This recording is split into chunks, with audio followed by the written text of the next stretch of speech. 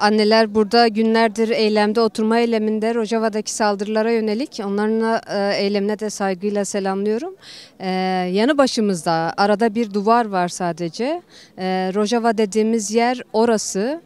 Aslında Rojava biziz. Yani kardeşimiz orada, ailemiz orada, evimiz orada. İnsan kendi evine saldırıyı kabul eder mi?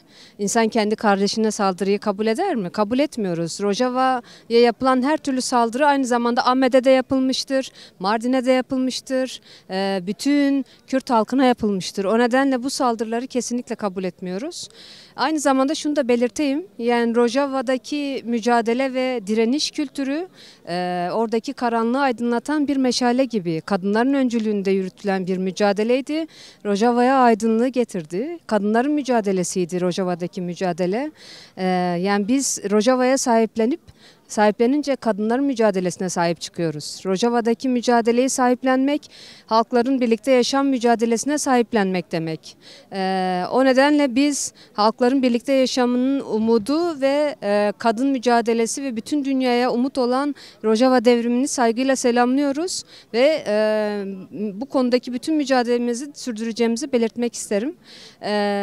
Bu konuda asla izin vermeyeceğiz Rojava'ya yönelik saldırıların olmasına. Yani Orta Doğu'da birlikte yaşamın örneğidir Rojava. Rojava halkların bir ortak yaşamın örneğidir. O nedenle bütün Orta Doğu halkları ve bütün Kürt halkının aynı zamanda Kürt dostlarının da Türkiye'de yaşayan halkların da umududur. Birlikte yaşam felsefesinin, birlikte yaşam umudunun bir örneğidir Orta Doğu'daki kültürler açısından, halklar açısından. O nedenle Rojava'ya sahip çıkmak, birlikte yaşamaya, demokrasinin çoğalmasına, halkların ortak yaşamasına örnektir. Rojava'ya sahiplenmek, Rojava'yı bu anlamda bütün dünya halklarının da, bütün Orta Doğu halklarının da sahiplenmesi gerekir.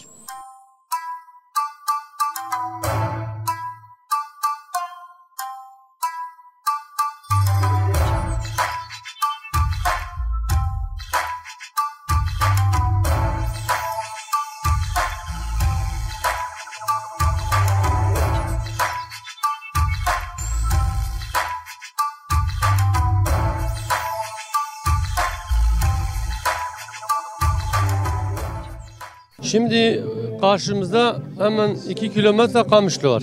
Kamışlı'daki halk hepsi, yani bizim dayılarımız, amcam, hepsi bizim akrabamız. Şu haldeki bu halkın hepsi akrabası, birbirine akrab. Eğer Türkiye Cumhuriyeti yöneten kişinin başında biraz akıl olsa, biraz düşünce olsa, 1000 yıldır biz beraber yaşıyoruz. Oradakiler de bizim kardeşimiz. Eğer biraz akıl başında olsa, Türkiye Cumhuriyeti yöneten kişi Erdoğan olsa, diyecekler kardeşim biz 1000 yıldır beraber yaşıyoruz. Dünyanın bütün çeteleri getirmiş bize saldırıyor. Eğer kardeşlik buysa biz bunu kabul etmiyoruz. Biz sonuna kadar Kamışlı'nın ve Rojava'nın halkasındayız. Çünkü onlar bizim canımız, ciğerimiz. Çünkü onlar bizim akrabamız. Hepsi birbirine akrabayız. Onun için biz kesinlikle kabul etmiyoruz. Sonuna kadar arkada duruyoruz. Sonuna kadar mücadelemizi yapacağız. Bu bölgede Kürtler istemiyorlar. Niçin istemiyorlar? Aklarını başlarına alsınlar. Kürtlerden hiçbir zaman bir kişiye zarar gelmemiş. 1000 sene önce buraya gelen Türkler, onlara misafirliği yapan biziz. Onlar için 10.000 tane Malazgirtler Kürt genci şehit düştü dedi, kardeşlerimiz geldiler. O kardeşliğini, o 1000 seneyi unutmasınlar. Biz kimsene karşı değiliz. Biz beraber barış içinde kardeşçe yaşamak istiyoruz bu bölgede. Türküyle, Kürdüsüyle, Arabisiyle, Ermenisiyle, Ecidisiyle, Yahudisiyle, herkesle biz kardeş yaşamak istiyoruz. Biz kimseyi öteleşmek istemiyoruz. Bizim mücadelemiz budur. Biz savaş istemiyoruz, biz barış istiyoruz, biz kan istemiyoruz. Yeter yani. Yeter artık. Rojava yoruldu yani. Binlerce, 15 bin genç Rojava'da işte karşı mücadele etti, şehit düştü çocuklar. Yeter yani. Kadın, çocuk, kız yeter. İşte bu DAEŞ çeteleri saldırdı çocuklara, kadınlara tecavüz etti, başları kestiler. Yani yine bu DAEŞ çeteleri toplamışlar, Özgür Suriye Ordusu adı altında Kürtlere saldırıyor. Biz bunu kabul etmiyoruz. Herkes aklını başına alsın. Biz onu diyoruz.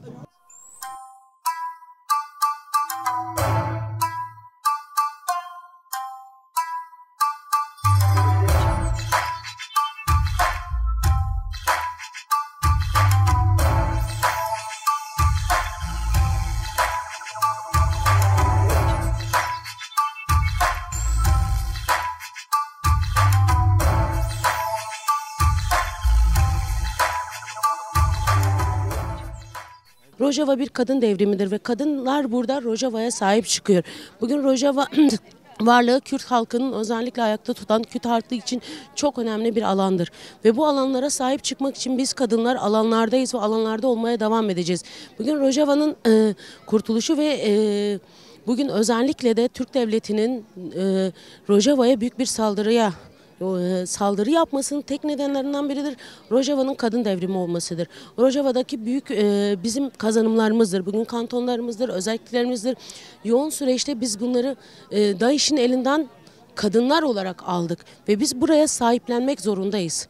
Biz kadınlar bu alanlara sahiplendiğimiz sürece var olmaya devam edecektir. Ve biz kadınlar sahipleneceğiz. Bugün nasıl ki Rojava'nın devrimini kadın devrimi diyorsak ve Jinjiyan azadi felsefemizle yükseltiyorsak buralarda, bu alanlarda daha büyük katliamların, çocukların, kadınların katliamlardan geçmemesi için biz bu alanlara sahip çıkacağız. AKP, MHP kesinlikle ve kesinlikle Rojava devrimini bitiremez. Onlar istedikleri kadar saldırsınlar, istedikleri kadar DAEŞ çeteleri ve onlardan üreyen çeteler de uğraşsalar da Rojava'yı bitiremezler. Kürt halkını hiçbir şekilde bitiremezler. Kürt halkı her zaman dimdik ayaktadır ve büyük mücadelelerle kazanımlarını elde etmiştir. Bugünkü biz nasıl büyük bedeller ödeyerek Rojava'yı kazandıysak, Rojava'daki alanlarımızı kazandıysak ve tekrardan bizler kazanacağız. Mutlaka kazanacağız. Başka bir alternatifimiz yok. Kürtlerin başka bir alternatifi yoktur. Bizler kazanmak zorundayız. Bizleri hiçbir şekilde yok edemezler. Özellikle kadınları ve çocukları yok edemezler. Bugün burada anneler ne diyor? Bizi Berfadana Rojava diyorlar değil mi? Biz Rojava'daki mücadelelerle bunları elde ettik. Bugün bu anneler çocuklarına, oradaki kadınlara sahip çıkmak için bu alandadırlar. Bir sürü insan, en azından gelenlerin hepsi daha büyük katliamların önüne geçebilmek için. Bugün AKP, MHP faşizan bir şekilde havadan saldırıyor. Saldırmaya da devam edecektir. Çünkü Rojava devrimindeki kazanımlarımız çok değerlidir. Ve onlar kendilerini kurtarabilmek için DAEŞ çeteleriyle beraber işbirliği yaparak bugünkü kazanımları müdahale etmeye, bugünkü kazanımları almaya çalışıyorlar. Ama bizler buna izin vermeyeceğiz. Burada direneceğiz. Bugün burada anneler, kadınlar, erkekler, çocuklar herkes nöbet tutuyor. Ve bizler de tutmaya devam edeceğiz. Rojava'ya sahip çıkmak zorundayız. Bütün dostlarımıza, Kürt dostlarımıza, Kürtlerimize, halklarımıza, birleşen halklarımıza, herkesi biz bu alanlara davet ediyoruz. Bu kazanımlarımızı korumak için ve daha büyük katliamların önüne geçebilmek için.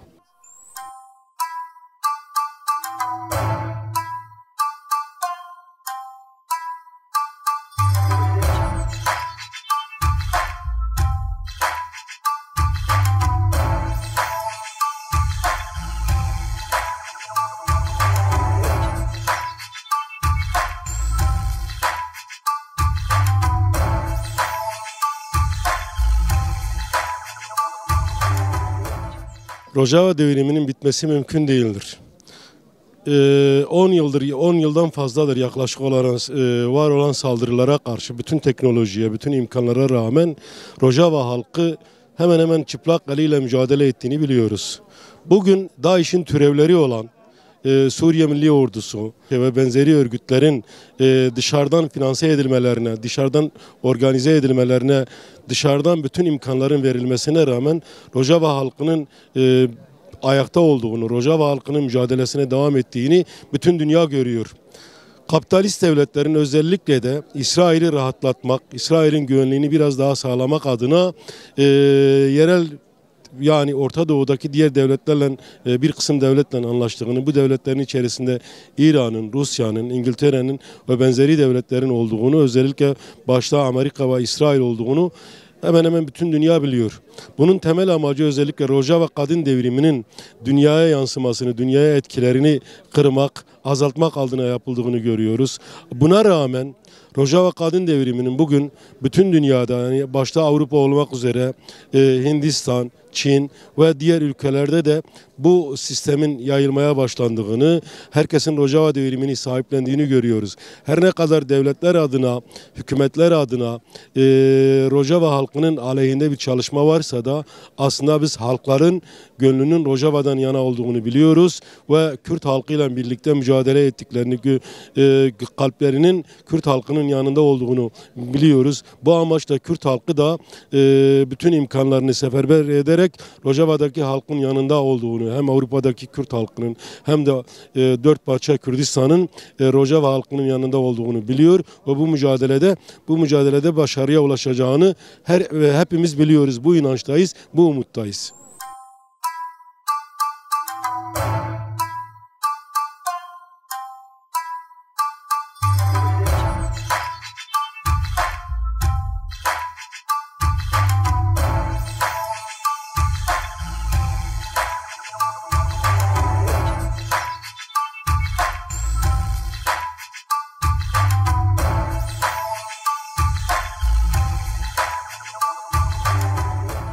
Öncelikle 27 Kasım'dan bu yana zaten Rojava'da bütün ulus devletler, yani bütün ulus devletlerin ve özellikle de Türk devletinin ciddi saldırıları söz konusu. Aynı zamanda biz bu saldırıları sadece bir coğrafyayı istila etme ya da bir coğrafyayı ele alma olarak değerlendirmiyoruz. Çünkü Rojava'da bütün dünyaya örnek olmuş bir kadın devriminden bahsediyoruz. 2014'te bütün DAEŞ çetelerini ve bütün cihadist çetelerinin bir araya gelerek aslında Kürt kadınının nasıl bunları def ettiğini, nasıl bir devrim gerçekleştirdiğini bütün dünya, bütün Kürdistan, aslında bütün ulus devletler bunu çok net bir şekilde görmüştür. Şimdi biz biliyoruz ki 100 yıldır Türkiye gibi bir devlet aslında hegemonik bir yapıya sahip, yani Kürt, Türk, Arap, ondan sonra Süryanilerin bir arada yaşadığı bir devletin ulus devlette artık daha fazla ilerleyemeyeceğinin bir göstergesidir Rojava aslında. Çünkü ulus devletler bu kadar çok etnik kökenli, bu kadar çok dilin, bu kadar çok kültürün bir arada yürütülebileceği bir sistem değildir. Peki Rojava nasıl bir sistem yarattı? Aslında Rojava'da oluşan paradigma demokratik, ekolojik, kadın özgürlükçü bir paradigma çerçevesinde bütün ulus devletlerin aslında bu şekilde hayatta kalamayacağını, aslında demokratik bir ulus çerçevesinde aslında var etmek istedikleri halklarla beraber ama kadın özgürlükçü paradigmasında nasıl yaşayabileceğinin en büyük göstergesidir. Dolayısıyla bu bütün ulus devletlere bir tehlike yarattı. Ve özellikle de Türkiye gibi bir devletin aslında daha fazla bir 100 yıl daha bu sistemle ilerletemeyeceğinin bir göstergesidir. Dolayısıyla sadece bugün Türk devletinin Rojava'ya saldırısı aslında sadece bir coğrafyayı alma, bir toprağı ele almak olarak değerlendirmiyoruz. Çünkü kendi varlığını her zaman başka halkların yokluğu üzerine inşa eden bir ulus devletten bahsediyoruz. Bugün Rojava'da aynı şekilde şu an onların kendi varlığı için bir tehlikedir. Çünkü daha fazla bu kadar çok ulusun, bu kadar çok halkların beraber yaşadığı bir sistem ilerlemiyor. Bunu kendileri de bunun farkındalar. Çünkü bu kadar çok dilli, bu kadar çok kültürlü, bu kadar çok etnik kökenli bir ulus devlet gerçeğiyle, yani bu sistemde bu ayakta kalamıyor. Ama Rojava onlara neyi gösterdi? Rojava dedi ki bak biz ulus devlet paradigması değil, demokratik halkların bir arada yaşayabileceği, demokratik, ekolojik, kadın özgürlükçü bir paradigma yaratıyoruz. Biz bu şekilde halklarla beraber hiçbir sorun yaşamadan herkes kendi dilini, kültürünü, herkes kendi varlığını yaşatarak bir sistem oluşturuyoruz ve siz bu sisteme bir şekilde sonra uymak zorundasınız. Dolayısıyla saldırının hedefinde bizim yaratmak istediğimiz paradigma demokratik, ekolojik ve kadın özgürlükçü paradigmamız şu an saldırı altındadır ve en nihai amacının da bu olduğunu çok net bir şekilde gösterebiliriz. Rojava kadın devrimini korumak, kazanımlarımızı daha da ileriye taşımak ve bizim aslında yarattığımız o paradigmanın sahibi biziz demek için burada nöbet tutuyoruz ve biz Rojava kadınlarının yanında olduğumuzu da belirtmek istiyoruz ve kadın devriminin gerekçelerinden olan kazanımlarımızı da sonuna kadar koruyacağımızı ve Rojava'daki halkların özgür, demokratik bir şekilde orada hayatlarını devam edene kadar da mücadelemizi sürdüreceğimizin sözünü veriyoruz burada. Teşekkür ederim.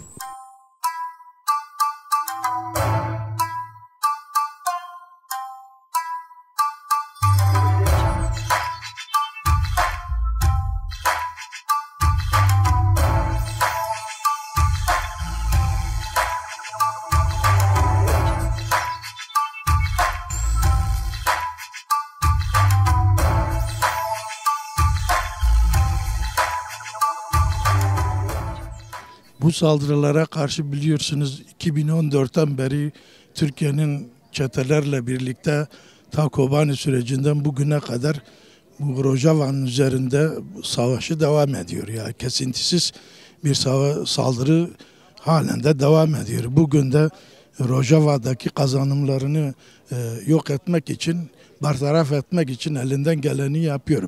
Her türlü çete yapılarla, örgütlerle ilişkiye girerek o Rojava'daki kazanımlarını ortadan kaldırmak istiyor. Biz de buna karşı tepkimizi bunun için burada koyuyoruz.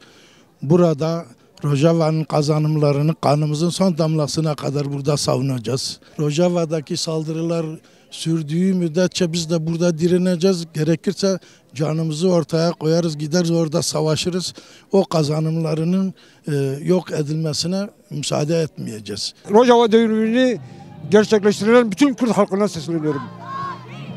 Eğer oradaki halkımız bizimle ettilaksa biz de onlarla ettilakız. Biz bu mücadelenin arkasındayız sonuna kadar da.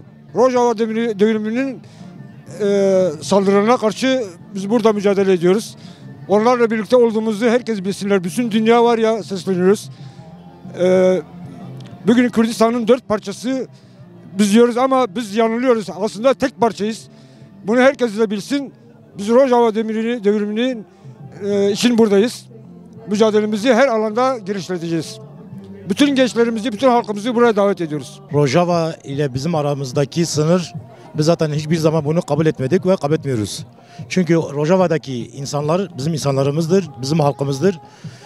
Çoğu akrabalarımız zaten şu anda Rojava'da yaşamaktadır. Biz hiçbir zaman bu çetelere izin vermeyeceğiz. Rojava'daki halk da Nusaybin'deki halktır. Buradaki halk da Rojava'daki halk hiçbir ayrım yoktur. Tamam da sınır koymuşlar ama biz hiçbir zaman onu sınır olarak kabul etmiyoruz. Bir bütündür Rojava'daki halkımız. Onların arkasındayız ve arkasında durmaya da devam edeceğiz. Herkesin kendi ülkesinde, kendi topraklarında onların bir yaşama hakkı vardır. Bu yaşama hakkı engel olan ve yok sayan demesin ben Müslümanım, demesin ben insanım. Beni öyle buna karşı olan ben onu insan olarak, Müslüman olarak görmüyorum. Bunu tepkimiz budur. Rojava için ne gereksiz kanımıza son damlaya kadar devam edeceğiz. Başka bir şey demeyeceğim. Çarekimiz budur işte. Bu Rojava içindir. Kardeşimizdir. Sağ kolumuzdur. Rojava rahat olmasa da, barış olmasa da biz de rahat durmuyoruz. İşte budur.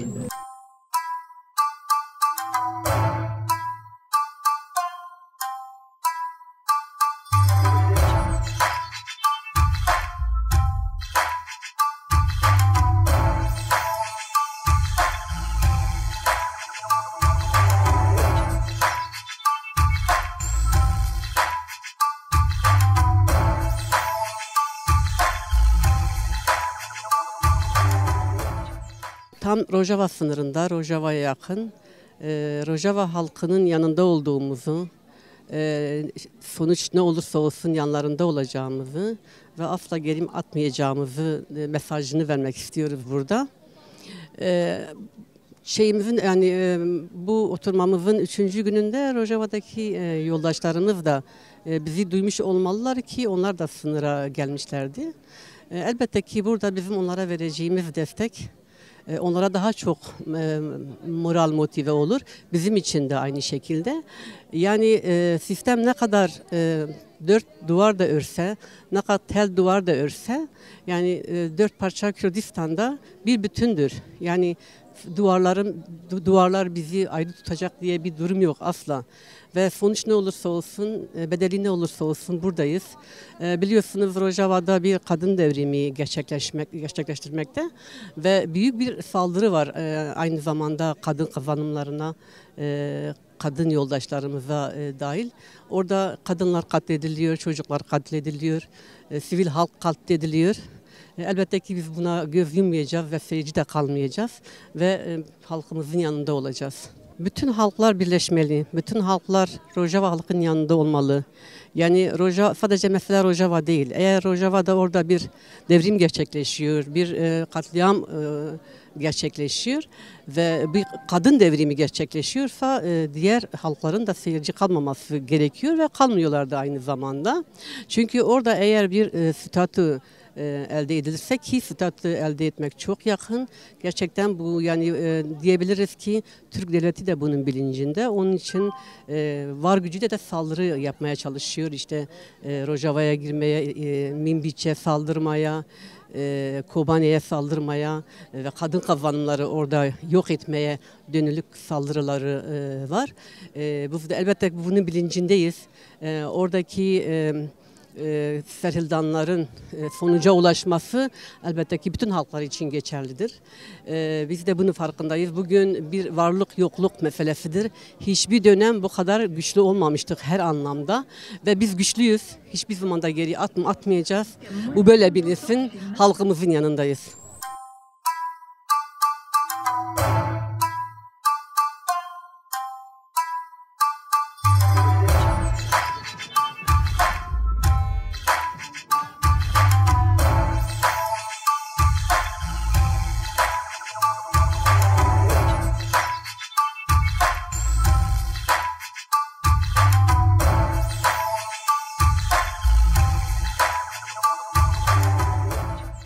Rojava'da yeni bir insanlık çıkışı var orada. Yeni bir sistem kuruluyor. Var olan erkek egemenlik sistem bu dünyayı cehenneme çevirmiştir. Egemenler tekrardan Orta Doğu'yu dizayn etmek istiyorlar. Kuşkusuz dünya kapitalist sistem şu anda hani biz kapitalist sistemi adeta biz Leviathan olarak yorumluyoruz. Çünkü insanlığı yutan, vicdanları yutan, dünyayı kirleten, sömüren bir yapılamadır. Ve buna karşı yeni bir sistem, demokratik, eşitçi, özgürlükçü bir sistem Rojava'da inşa ediliyor. Doğal olarak bu egemen sistemler bunu tahammül edemiyor. Bunu kabullenmiyorlar. Ondan dolayı kendi yandaşlarını, daha doğrusu kendi taşeronlarını bu insani çıkışa yönlendiriyorlar. İnsani çıkışı bastırmak istiyorlar, ortadan kaldırmak istiyorlar.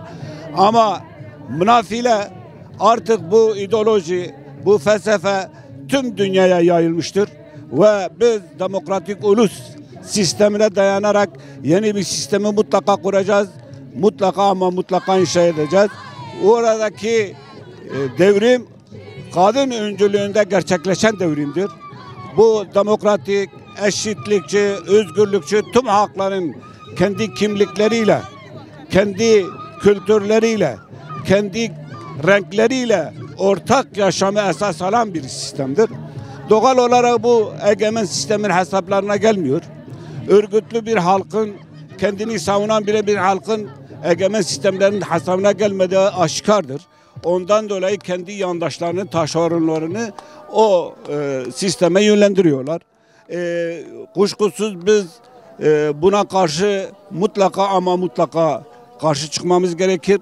Mutlaka Rojava'yı yaşatmamız gerekir. Mutlaka o sistemin başarı gösterilmesi gerekir.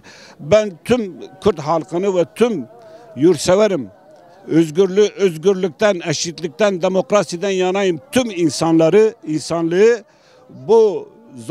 bu baskıya, bu zulme karşı çıkmaya davet ediyorum.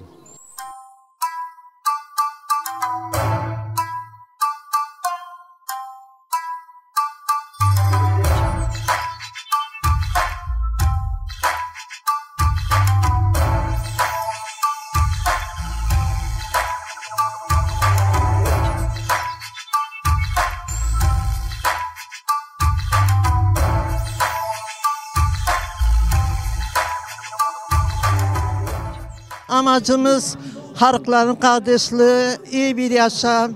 Bizim akrabalarımız o tarafta var. Kamışlı'nın sahibinin aynıdır. Benim evim onların evi karşı karşıyadır. Bir de akrabayız. Biz kimsenin düşmanı değiliz. Barış olsun istiyoruz. Şöyle şimdi Araplar buraya kaçtılar. İlk onlara biz yardım ettik. Biz Kürtler öyleyiz. Misafirseveriz. Yardımseveriz. Ama bu çetelere, bu vahşete karşıyız. Ona karşı bizim Rojava'da iyi bir yani yaşam sürmelerini istiyoruz. Biz de burada yani onları istiyoruz. Akrabalarımızdır.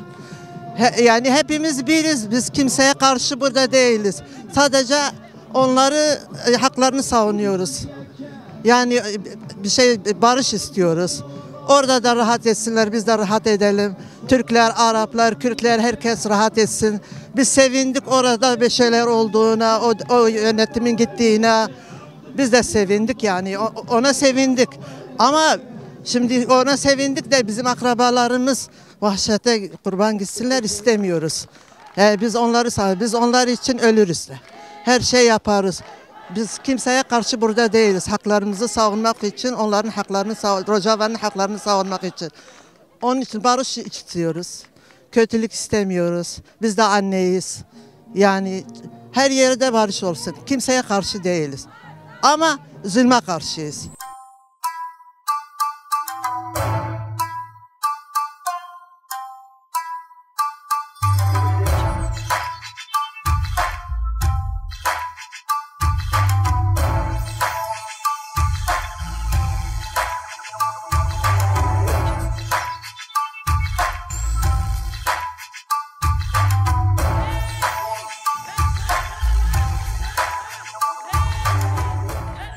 Cihadistlerdir. Bunların yaptıkları bellidir. Taşeron örgütlerdir. Bunlar gidecidir daha doğrusu. Ama biz burada daima bu Mezopotamya'da bu Kürt halkı kalıcıdır. Bunlar herkes böyle bilsin, dünya böyle bilsin. Biz Kürtler var oldukça burası kolay kolay kimse gelip de yerleşemez, yerleştiremeyiz. Bizim teminimiz budur, mücadelemiz budur. Devam edeceğiz. Eğer bir kişi de kalsak bu coğrafyayı kimseye bırakmayacağız. Çünkü büyük bedellerle buraya kadar gelmişiz. Bundan sonra vazgeçecek bir durumumuz yok. Bir de herhangi bu mücadeleden vazgeçecek bir ruhumuz da yok. Yani bu ruhla, bu azimle bu mücadeleye devam edeceğiz. Her ne pahasına olursa olsun.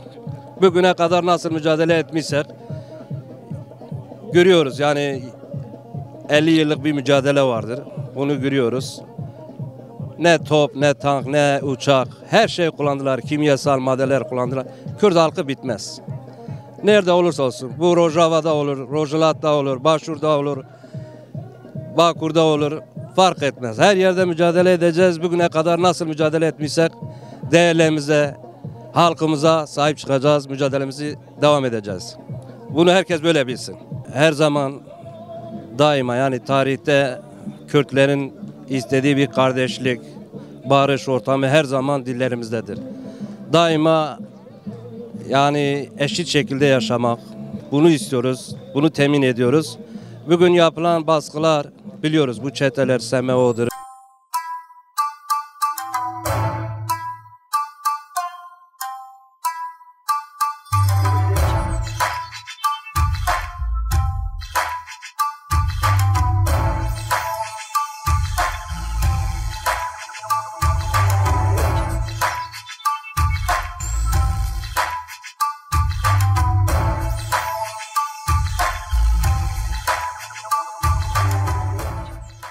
بانگا خال همو کردان دکن و لدوست کردان دکن و لکسین آشتی خواست و آزادی خواست دکن لدورا روجاوا ببینیک ام یکیتیا خو پیک بینن و ام در فتح ندن که روجاوا تکره روجاوا تمینات آزادی و کویه روجاوا تمینات جواک با اخلاق و دموکراتیک ادیسا و همیان برزداری سلام دکم ام دبیجن کی دل ما لروجاوا و حتی داویجی ام پسکریه بدن روجاوا